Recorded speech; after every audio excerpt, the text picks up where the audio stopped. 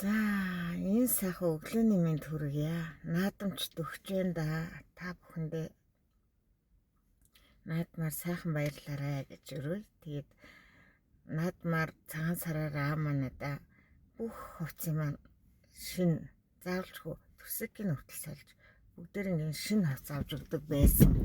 Айгүйх санаанд ордогоо. Тэгээд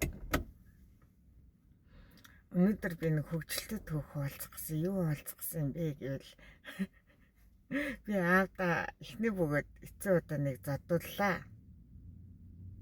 Тэр нь яасан гэсэн чинь ер нь бол бас шийтгэл байгаа шүү гэдгийг мэдрүүлээд тийм өнд нэг саваа авчирчдаг байсан байхгүй.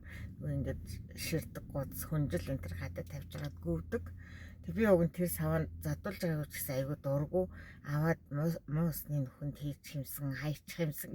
Ямар ч надад хамаагүй саваанд айгүй тэгж дургуйцдаг байсан. За тэгсэн чинь тэрүүгээр ч юм болсонгүй эхний бөгөөд эцсийн удаа нэг задах үйлдэл болваа. Тэр нь юу болсон гэсэн чинь би 1-р ангид ороод аамаа надад 25-ын сумтай үзэг гэдгийг авч өгсөн. Тэг өнөдгөр нь биччихсэн чи алга болцсон. Тэгээ аавдаа хэлсэн чи аав юм хамдаа гамтай бай, далд хийжээ юу ч гэнэ хэлж байгаа дахиад аваад өгөхгүй.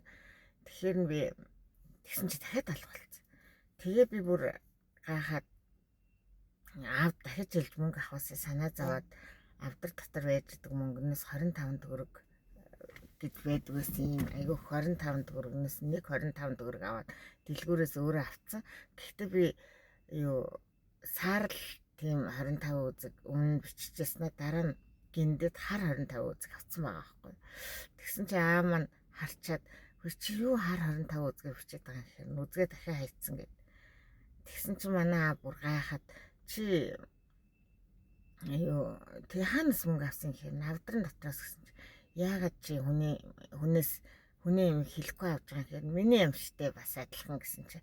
Гэхдээ тэглээсээ хэлж авах хэвээр хумсалсаар хулгаач хуурсаар худалж гэдгийг хулгайч болох нь уу гэд.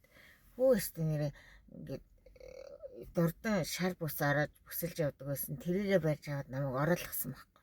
Нэг илүү хоёр. Тэгэхээр тэр нь гулсаад өгнө өвддгүн байлээ л дээ. Тэгсэн чинь би бүр сүртэй уйлаад орлоод хамраар ингээ уртаар дэвссэн байдаг. Дороожинд орж өнгөрөөд. Манай аав яана одоо нөгөөдөг чи энэ хүн ганц охиноо алгана гэж байгаа байхдаа яана гэд бүр санаа зовоод би шарандаа бүр чарлж орлоод боо юм болж исэн байхгүй. Тэгээд тэгтээ яг тэрнээс хойш нэр хүний юм хэлэхгүй авч болдгоо байна гэж ойлгосон л доо. Тэгээд бас юу дараа нь яасан гэсэн чинь манай анги өгөж надад таарсан адилхан миний урд ширээнд суудаг нэмд орж гээ хүүсэн. Тэр тэгсэн чинь нөгөө үзгээр маа сайхан байж. Уг нь хүүхдээ болохоор тэр нөөж муухаач мэдхгүй одоо хулгаалаад авцсан ч гэж бодохгүй байгаа ах л та. Тэгээд аягүй бичиж байгаад баригдаад тэгээ миний үзгийг чи авсан байж таа маш.